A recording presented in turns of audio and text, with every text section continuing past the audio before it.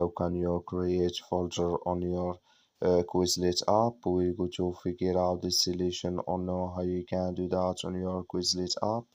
So you just follow this ways, then it's going to work with you. So all you have to do, so you just go down here, click on this sign down here. When you just click on it, it's going to show for you a list like this here. Then you click here on folder. When you just click here on folder, it's going to take you to this list.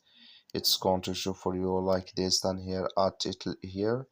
When just here add title, then here you click on create folder here. So I'm going to add this for example. Then you click here on create folder. Then it's going to create with you here on your Quizlet app.